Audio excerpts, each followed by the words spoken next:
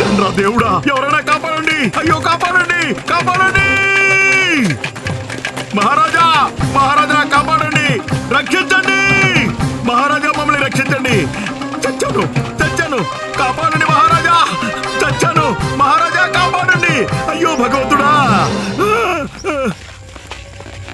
మహారాజా, గురువుగారు ఇంకా కనిపించలేదు. ఆచార్య!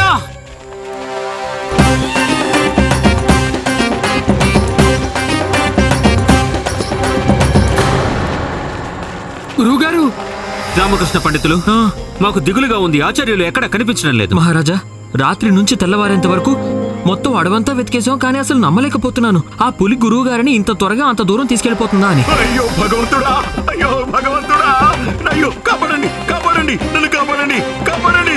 నాకు తెలిసినంత వరకు నరభక్ష పులిని ఆకట్టుకోవడానికి గురువు గారిని ఉపయోగించారు కదా, అదే విధంగా గురువు గారిని బయటికి తీసుకురావడానికి సౌదామిని ఇక్కడికి తీసుకుని రావాలి. ఎందుకంటే సౌదామిని పేరు వినగానే ముసలోడు నరకం నుంచి ఆయన పరుగులు తీసుకుంటే ఇక్కడికి వచ్చేస్తాడు. మాట్లాడుకు, ముసలుడు దొరకకూడదని కోరుకో. కాపాడండి! అయ్యో ఎవరైనా కాపాడండి, కాపాడండి మహారాజా, కాపాడండి!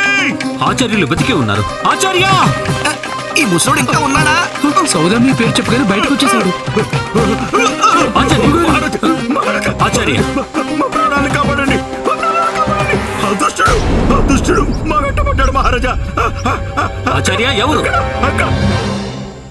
ఆచార్య, మీ వెనక ఎవరూ లేరు.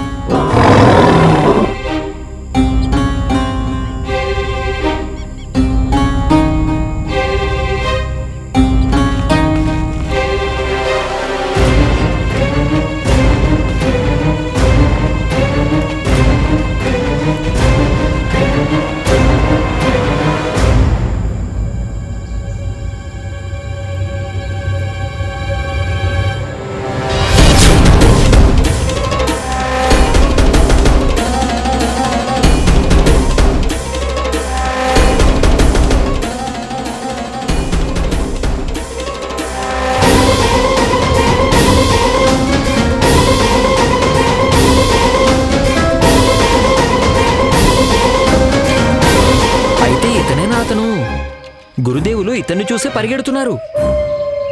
మేమేం పరిగెత్తడం లేదు, పరిగెత్తిస్తున్నాం. ఇదే కదా మా పథకం. మేము వాణ్ణి పరిగెత్తించి పరిగెత్తించి ఇందులో పడేయాలని. మహారాజా, మేం మా తెలివితేటలతో ఇతన్ని పట్టుకున్నాం. ఇతనే ఆ దుష్టుడు. ఇతనే ఒకసారి పులిగా, ఒకసారి ఆదిమానవుడిగా రూపాలు మార్చుకుంటున్నాడు. అద్భుతం గురుదేవా, అద్భుతం. మీరు గొప్ప సాహసాన్ని ప్రదర్శించారు. మీరు కేవలం మాకు మాత్రమే కాదు, నిజానికి ఈ గ్రామ ప్రజలందరికీ పెద్ద ఉపకారం చేశారు. గురువుగారు, మీరు నిజంగానే గొప్ప పని చేశారు. ఈ ముసలోడి మాటలు అస్సలు నమ్మలేవు. సైనికులారా, ఇతగాణ్ణి బంధించండి.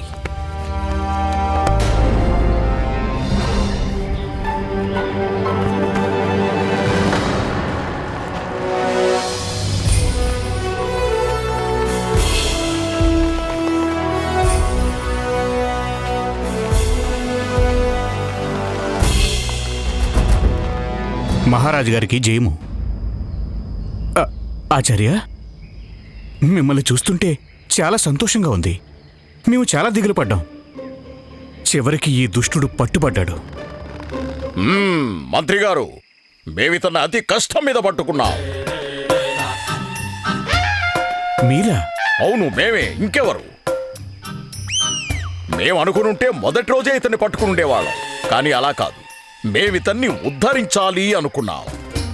రాత్రంతా ఇతని ముందు కూర్చొని ఇతనికి నచ్చజెప్తూ ఉండిపోయాం. వదిలే జీవుల్ని చంపడం వదిలేయని. కానీ ఇతను నా మాట వినలే. చివరికి మా మంత్రశక్తితో మేమితన్ని వశపరుచుకోవాల్సి వచ్చింది.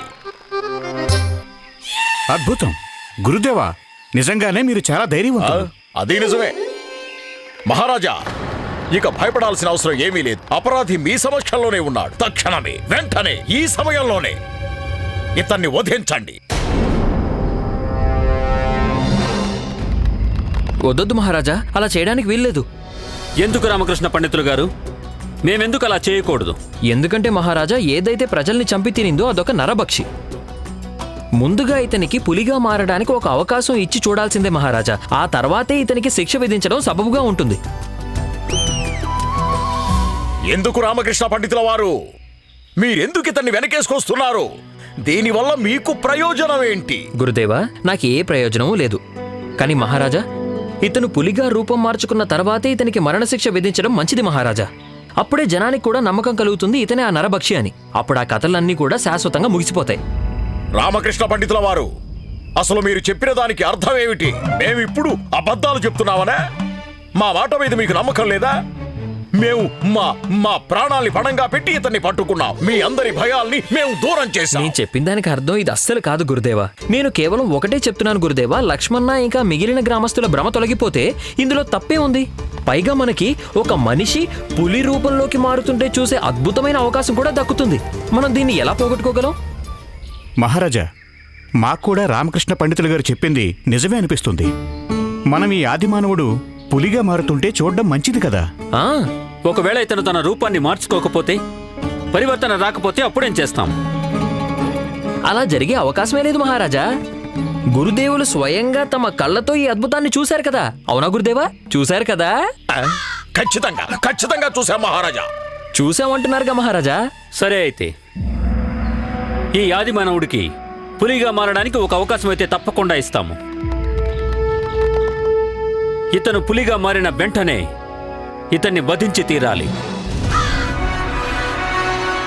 ఆ తర్వాత మనమందరం మళ్ళీ విజయనగరానికి తిరిగి వెళ్ళిపోదాం. మంత్రి గారు, మహారాజా, మీరు ఈ శుభవార్త చెప్పడానికి వెళ్ళండి. త్వరగా వెళ్ళండి. లక్ష్మణని మిగిలిన గ్రామస్తులందరినీ ఆదేశించండి. అందరినీ ఇక్కడికి రమ్మని చెప్పండి. వారికి తెలియజేయండి పెద్ద పులిని బంధించేశాము అని. ఇతను తన రూపాన్ని పులిగా మార్చుకున్న వెంటనే అందరి సమక్షంలో ఇతని ప్రాణాలు తీయడం జరుగుతుంది. తమరి ఆజ్ఞ మహారాజా.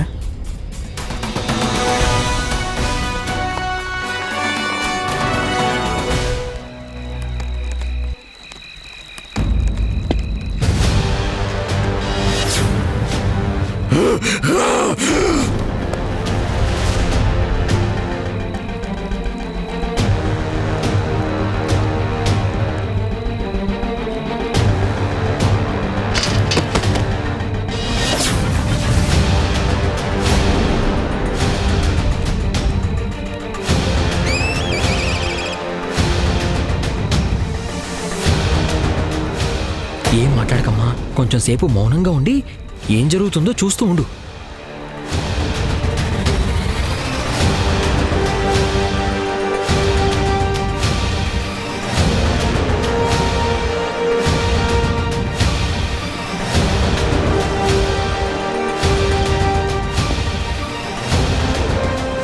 స్వామి, స్వామి, మీరు అతనికి మోక్షాన్ని ప్రసాదించండి. వెళ్ళి అతని ముందు మంత్రాలు చెప్పించండి. ఆ తర్వాత అతను పులిగా మారిపోతాడు. అప్పుడు వచ్చి మీ పాదాల చెంత కూర్చుని పోతాడు. అయ్యో భగవంతుడా, నువ్వెందుకు నా ప్రాణాలను తీయాలని చూస్తున్నావు? మీ ప్రాణం కాదు స్వామి, పులి ప్రాణం. నువ్వు దాని గురించి ఏం దిగులు పడకు. మేమతన్ని చూస్తున్నా, మమ్మల్ని చూడనివ్వు. ఈ ఆది మానవుడు తన రూపాన్ని మార్చుకుని పులిగా ఎప్పుడు మారతాడో ఏమో. మేం చాలా సేపటి నుంచి ఇక్కడ కూర్చున్నాము. ఇప్పటికి మాకు నిద్ర కూడా వచ్చేస్తోంది. ఎవరైనా ఎలా చెప్పగలరు మహారాణి తిరుమలాంబ? ఇది పులిగా ఎప్పుడు మారుతుందో ఏమో. మనం కేవలం ఎదురు చూడగలం అంతే.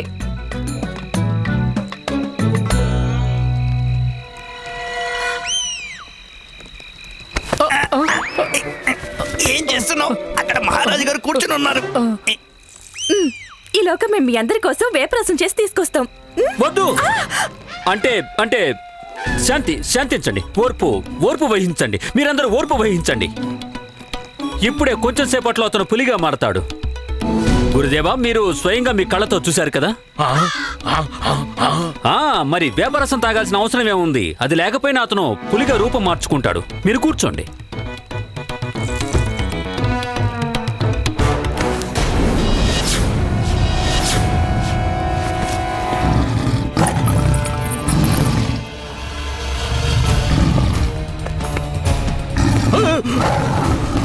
వరుణమాల, ఏమిటి స్వామి?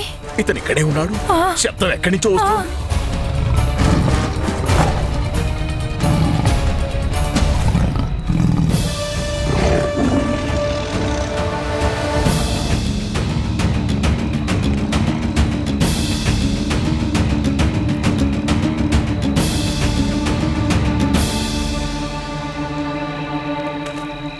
ఏమిటి పొగవాసన?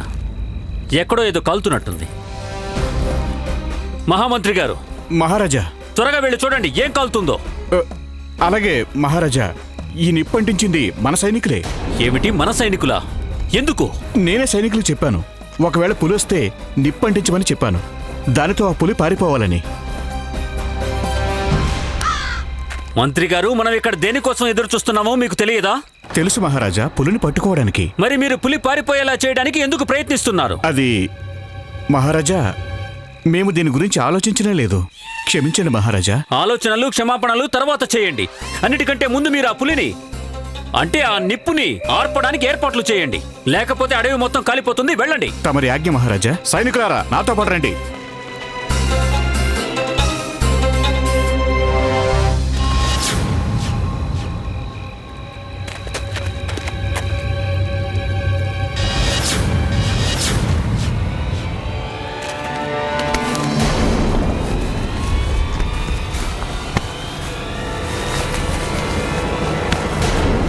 సైనికులారా, పట్టుకోండి.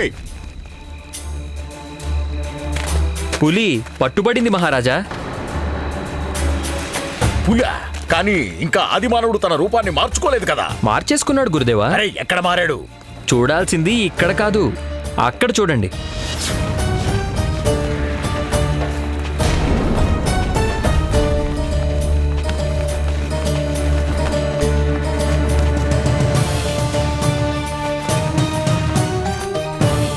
ఓ రామకృష్ణ పండితుల వారు, ఏంటి మీరిలా హాస్యాలు ఆడుతున్నారు? ఇతను లక్ష్మణ కదా.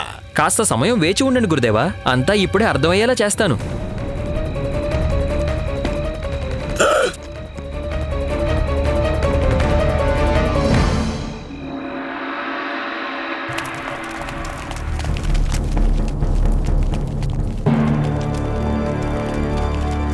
వీళ్ళని విడుదల చేయండి.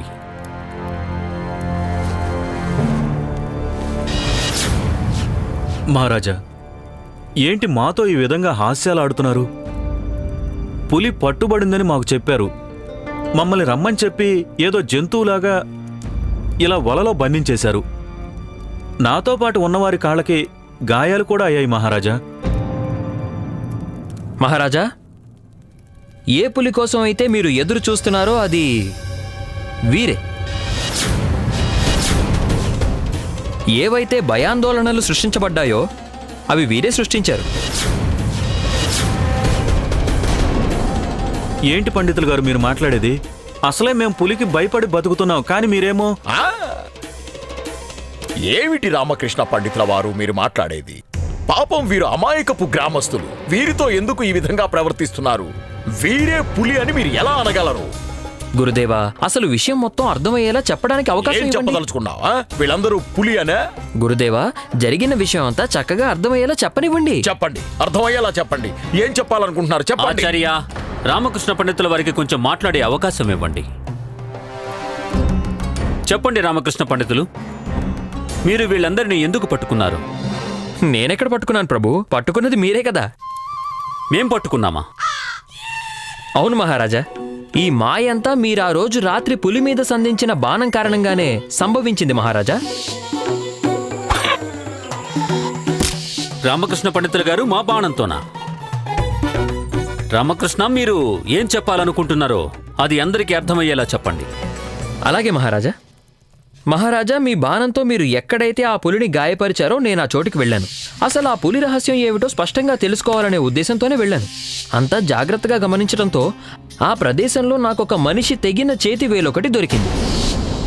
మహారాజా, అక్కడ ఏదైతే జరిగిందో అది కేవలం మీ బాణం కారణంగానే జరిగింది. ఎందుకంటే అక్కడ రక్తం కూడా కనిపించింది. పులిని గాయపరచడానికి మీరు బాణాన్ని సంధించారు, కానీ అక్కడ దొరికిన వేలు ఒక మనిషిది. బహుశా అక్కడ దొరికిన వేలు వీళ్లలో ఒకరిది అయ్యుండొచ్చు. ముందు నాకు చాలా భయం వేసింది. అప్పుడే నాకు అనిపించింది పులి నుంచి మనిషిగా మారుతున్న కథ ఒకవేళ నిజమేనేమోనని భయం కూడా వేసింది.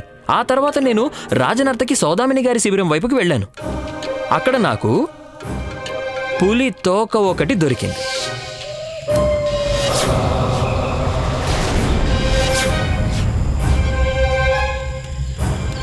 అప్పుడు నాకు అనుమానం వచ్చింది మహారాజా, బహుశా అది నరభక్షి అయ్యుండకపోవచ్చు అని. ఎప్పుడైతే గురుదేవులు ఈ ఆది మానవుణ్ణి పట్టుకున్నారో అప్పుడు నా అనుమానం ఇంకా పెరిగిపోయింది మహారాజా. అతను దుష్టుడయి ఉండడేమో అని. ఒకవేళ అతను నిజంగానే దుష్టుడే అయి ఉంటే గురుదేవులు ఈ విధంగా అతని నుంచి తప్పించుకుని పారిపోవడం సాధ్యం అయ్యేది కాదు.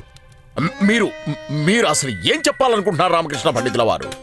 మీకు మా మంత్రశక్తి గురించి అసలు ఏమీ తెలీదా? తెలుసు గురుదేవా, నేను కేవలం ఒకటే చెప్పాలనుకుంటున్నాను. అటువంటి దుష్టుడి చేతి నుంచి తప్పించుకోవటం అంత సులువేం కాదని. అతను మీకు మంత్రోచ్చారణకి కూడా సమయం ఇచ్చి ఉండేవాడు కాదు. ఖచ్చితంగా మీరే పట్టుకున్నారు, కానీ ఒక మనిషిని. అతను రాత్రంతా మీతోనే ఉన్నాడు, మీ పక్కనే ఉన్నాడు, కానీ అతను మీకు ఏ హాని చేయలేదు. పైగా మహారాజా, నా అనుమానం నమ్మకంగా ఎప్పుడు మారిందంటే అమ్మ ఆది మానవుణ్ణి గుర్తుపట్టినప్పుడు, మనం అతన్ని మన శిబిరానికి తీసుకొచ్చినప్పుడు. అలాగా? అంటే మీ అమ్మగారు ఆ ఆది మానవుణ్ణి ముందే కలిశారన్నమాట. కేవలం కలవడం మాత్రమే కాదు మహారాజా, ఆది మానవుడు అమ్మకి చాలా మంచి మిత్రుడు కూడా అయిపోయాడు. అతను ప్రతిరోజు మా శిబిరం బయట అమ్మ కోసం పండ్లు పెట్టి వెళ్తుండేవాడు. ఏంటిక్కడ ఇన్ని పండ్లున్నాయి? ఇవన్నీ మా శిబిరం బయట ఎవరు పెట్టి వెళ్ళుంటారు?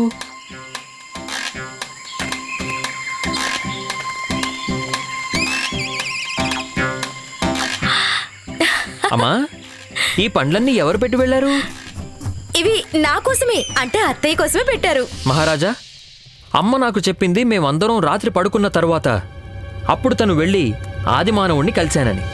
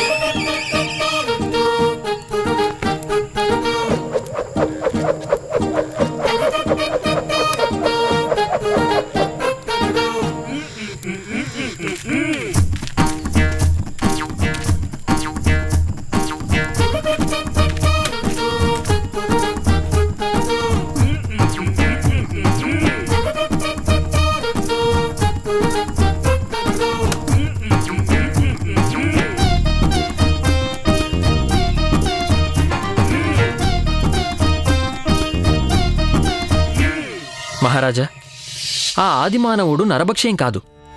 అతను కూడా మనలానే ఒక మామూలు మనిషి. అసలు అతను అడవిలో ఎందుకుంటున్నాడనే రహస్యాన్ని తెలుసుకోవడం చాలా ముఖ్యం. నేను ఈ విషయం తెలుసుకోవడానికే మర్రిపట్టి గ్రామానికి వెళ్ళాను. అక్కడ కొన్ని వివరాల గురించి చర్చించిన తర్వాత నాకు ఓ విషయం తెలిసింది. సుమారు 20 సంవత్సరాల క్రితం గ్రామం నుంచి ఒక చిన్న పిల్లాడు అడవిలో తప్పిపోయాడని. అతను మళ్ళీ ఎప్పుడు తిరిగి గ్రామానికి కూడా రాలేదంట. ఈ ఆదిమానవుడు ఆ చిన్నపిల్లవాడే మహారాజా. అంటే ఇతను ఈ ఆది మానవుడు నరభక్షకుడైతే కాదు. అవును మహారాజా. మహారాజా, నేను గ్రామానికి వెళ్ళినప్పుడు నాకు మరొక రహస్యం కూడా తెలిసింది. ఇక్కడ ఏదైతే జరుగుతుందో ఇదంతా ఒక నాటకం అని, మోసం అని. గ్రామంలో పులి లేదు, నరభక్షి కూడా లేదు. గ్రామంలో వారిని ఎవరూ ఇబ్బంది పెట్టడం లేదు. గ్రామానికి చుట్టుపక్కల గాని దూరాల వరకు గాని ఒక్క పులి ఆనవాలు కూడా లేనే లేదు. అప్పుడే నాకు అర్థమైంది, మనిషి నుంచి పులిగా మారుతున్న అబద్ధపు కథలు ప్రచారం చేస్తున్న వారికి గనుక ఆదిమానవుడు పట్టుబట్టాడనే విషయం తెలిసిందనుకోండి, వాళ్ళు ఇక్కడికి ఖచ్చితంగా వస్తారనుకున్నాను. అనుకున్నట్టుగానే వీళ్ళు ఇక్కడికి వచ్చారు. ఆదిమానవుడి కారణంగానే వీరి పన్నాగం మొత్తం అసఫలం అయింది.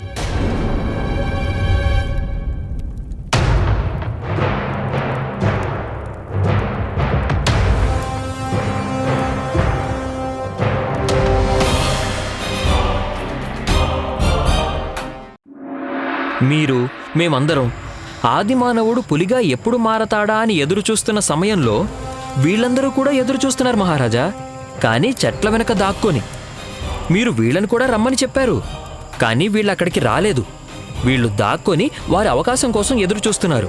ఆది మానవుడి దగ్గరికి వెళ్ళి అతన్ని హత్య చేయాలని ప్రయత్నించారు. పదండి, అందరూ ఇక్కడి నుంచి పదండి.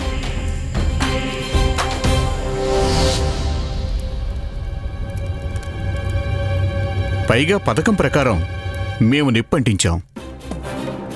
అవును, అందరూ ఆ గందరగోళంలో ఉన్నప్పుడు నేనే కావాలని వీరి మార్గం నుంచి సైనికుల్ని వెళ్ళిపోమని చెప్పాను. ఎందుకంటే వీళ్ళు ఆది మానవుడిని కాపాడటానికి అతని దగ్గరికి వెళ్ళాలని. వీళ్ళు అలానే వచ్చారు కూడా. కానీ వీళ్ళకి తెలియదు కదా, నేను మహారాజు అలాగే మంత్రిగారులతో కలిసి వీళ్ళని పట్టుకోవడానికి ముందుగానే వలపన్నానని. వీళ్ళు వచ్చారు, పట్టుబడిపోయారు. అది మేము... లక్ష్మణ గారు, మీరు అడవిలో ఉన్నప్పుడు మా సైనికులు మిమ్మల్ని గమనిస్తూనే ఉన్నారు. ఇప్పుడు మీ దగ్గర కేవలం ఒకే ఒక దారి ఉంది. మీరు మహారాజు గారి ముందు స్వయంగా మీరే మొత్తం అంతా ఒప్పుకోండి. ఇక మీ పన్నాగం అందరి ముందు బయటపడిపోయింది. అడవిలో ఎలాంటి నరభక్షి లేదు, ఏ పులి కూడా లేదు. చెప్పండి లక్ష్మణ, మీరిదంతా ఎందుకు చేశారు? మహారాజా, ఇది నిజం కాదు. మేం కేవలం... లక్ష్మణ, అబద్ధం చెప్పడం ఘోరమైన అపరాధం. అయినా ఏమనుకున్నారు మీరు? మీరు చెప్పిన ఒక మనిషి పులిగా మారుతున్నాడు అనే కట్టుకథని గుడ్డిగా నమ్ముతాము అనుకున్నారా?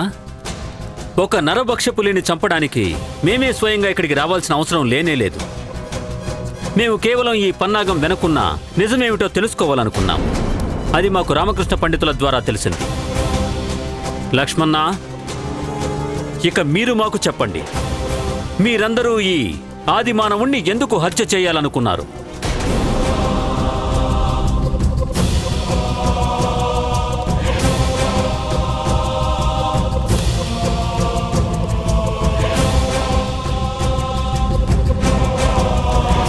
చెప్పండి, మీరందరూ ఆ ఆది మానవుణ్ణి ఎందుకు హత్య చేయాలనుకుంటున్నారు లక్ష్మణ? మహారాజా, మా ఉద్దేశం ఆది మానవుణ్ణి హత్య చేయటం కాదు.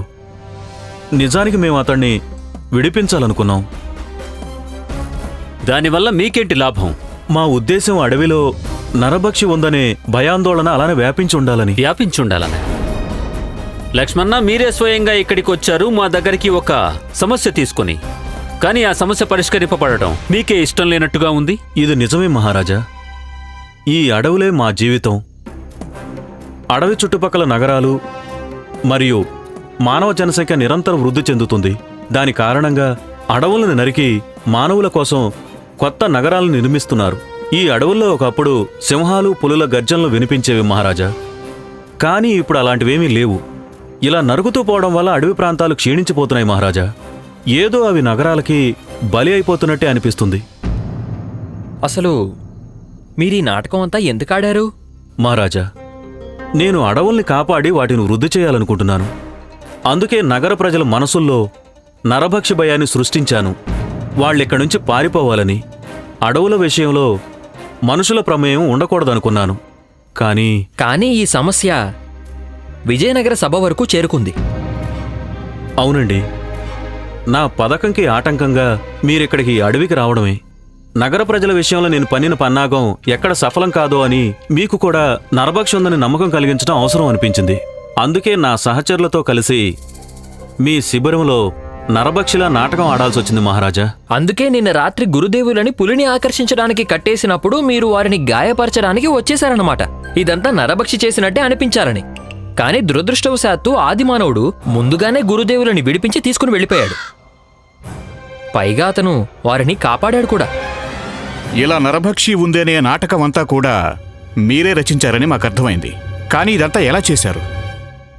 మంత్రిగారు, ఇదేం అనుకునేంత కష్టమైన పని కాదు. నకిలీ పులి చర్మాన్ని ధరించి పులి గొంతుతో గర్జిస్తున్నట్టుగా నటించటం, ఇదంతా చేయడం చాలా సులువైన పని. బహుశా పులిలాగా గర్జించటం లక్ష్మణగారే చేసుంటారు. అవునా లక్ష్మణగారు? నేను చెప్పింది నిజమేగా? అవును రామకృష్ణ పండితులు గారు. లక్ష్మణ, మీరు మీ సహచరులు చేసింది నిస్సందేహంగా పెద్ద నేరమే. మీరు నగర ప్రజలని భయపెట్టారు, చాలా ఇబ్బంది పెట్టారు. ఇవన్నీ చేసినందుకు మీ అందరికీ ఖచ్చితంగా శిక్ష అయితే పడి తీరాలి. కానీ మీరు ఏదైతే చేశారో దాని వెనుక ఉన్న ఉద్దేశం చాలా మంచిది. మీరు అడవులని కాపాడడానికే ఇదంతా చేశారు. పైగా ఈ సమస్య స్వయంగా మాకే చాలా బాగా అర్థమైంది. అడవుల సురక్ష అనేది మనందరి కర్తవ్యం. అవును మహారాజా, అక్షర సత్యం. మేము ఈరోజు ఒక ప్రకటన చేస్తున్నాము. ఇక్కడున్న అడవులు అన్నీ రాజ్య సంరక్షణలోనే ఉంటాయి. పైగా లక్ష్మణని మేము ఆ అడవులకి సంరక్షకునిగా నియమిస్తున్నాము.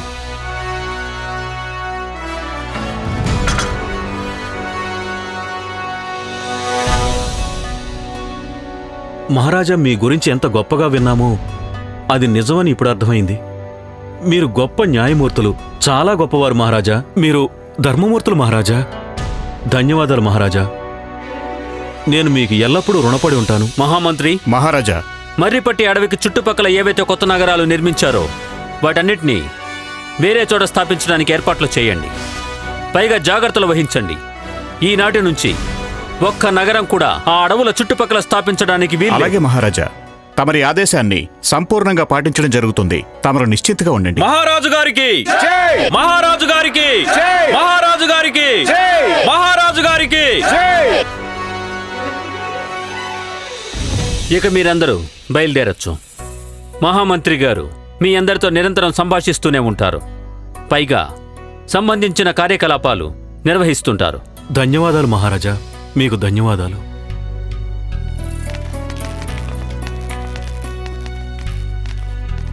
గురుదేవా, మీరు చెప్పిన దాని ప్రకారం మీ పథకం ప్రకారమే పులి మిమ్మల్ని తీసుకువెళ్ళిపోయింది అన్నారు. ఆ తర్వాత అది తనని తాను ఆదిమానవుడి రూపంలోకి మార్చేసుకుంది అన్నారు. కానీ మీరు మీ మంత్రశక్తితో దాన్ని పట్టుకున్నారు. కానీ ఈ ఆదిమానవుడేమో కేవలం పండ్లు మాత్రమే తినే మనిషి. పైగా అడవిలో ఒక్క పులి కూడా లేనేలేదు. బహుశా అది మరోలా అయి ఉండొచ్చు. నిన్న రాత్రి ఒక్కొక్కటిగా అన్ని దీపాలు ఆరిపోయాయి. నలువైపులా చీకటిమయం అయిపోయింది. ఆ చీకట్లో మాకు ఏదీ సరిగ్గా కనిపించలేదు. ఆ తర్వాత మేము గాఢ నిద్రలోకి వెళ్ళిపోయాం. బహుశా మేము ఆ నిద్రలో ఏదో కల కని ఉంటాం. ఆ కలలో ఆదిమానవుడు పులిగా రూపం మార్చుకుని ఉంటాడు. మహారాజా, ఆ కల ఎంత వాస్తవంగా అనిపించిందంటే మేము ఒకటే అనుకున్నాం. ఏదైతే జరిగిందో అది వాస్తవంగానే జరిగింది అనుకున్నాం. అయ్యుండొచ్చు ఆచార్య.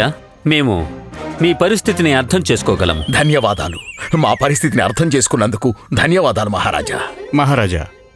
మహారాజా, ఆ ఆదిమానవుడి విషయంలో మీరేం నిర్ణయించారు? మా కోరిక ఒకటే. ఆ ఆదిమానవుడు కూడా సభ్య సమాజంతో కలిసి సామాన్య మనిషిలాగా తన జీవితాన్ని గడపాలని కోరుకుంటున్నాము. క్షమించండి మహారాజా, కానీ ఆ ఆదిమానవుడు అడవి జీవితానికి అలవాటు పడిపోయాడు. అడవే అతని జీవితం. మనం గనుక అతన్ని అడవి నుంచి దూరం చేస్తే బహుశా అతను ప్రాణాలతోనే ఉండకపోవచ్చు. ఎందుకు ఉండలేడు? ఉండగలడు, ఖచ్చితంగా ఉండగలడు. అతనికి మేము సహాయం చేస్తాం మహారాజా. అతనికి గనక మంచి భోజనం, మంచి వస్త్రాలు, మంచి భవనం దక్కితే అప్పుడు ఇది సాధ్యమే. గురుదేవా, మీరు అడవిలో ఉండగలరా? మేమెలా ఉండగలం మహారాజా? మేమేమైనా ఆదిమానవులవా? లేదాచార్య, కానీ ఏ విధంగా అయితే మీరు ఆదిమానవులు కారో అలాగే అతను కూడా మీలానేగా. చాలా అమాయకపు ప్రాణి. మీరు చెప్పిన దాంతో మేము సమ్మతిస్తున్నాం రామకృష్ణ. అప్పుడప్పుడు మీ ఉద్దేశం తెలుసుకోవడంలో మేము అసమర్థులమయ్యాం. కానీ మీ పనిని, మీ యొక్క పద్ధతిని మెచ్చుకోకుండా ఉండలేము. రామకృష్ణ, మీరు చేసిన పని నిస్సందేహంగా పురస్కార యోగ్యమైనది. చెప్పండి, మిమ్మల్ని ఎలా పురస్కరించమంటారు రామకృష్ణ పండితులు గారు? మహారాజా, పురస్కారంగా మీరు నాకు కొన్ని రోజుల సెలవు ఇప్పించండి చాలు. అంటే మేము సభ ఇక్కడితో సమాప్తం మహామంత్రి. ఇక మనమందరం మళ్ళీ విజయనగరం వెళ్ళడానికి ఏర్పాట్లు చేయండి. అలాగే మహారాజా. మహారాజా, మరి నా సెలవు? ఆచార్య, పదండి, మనిద్దరం కలిసి ఒక్కసారి అడవి చూసొద్దాం. అలాగే పదండి మహారాజా. ఇంకా ఊరుకోలే రామా, ఇంకెంత అవమానపడతావు? అర్థం కావట్లేదా? నువ్వు బ్రతికున్నంత వరకు మహారాజ్ నీకు సెలవు అనేదే ఇవ్వరు. మహారాజా, ఆదిమానవుడు అడవి వైపు పారిపోయాడు.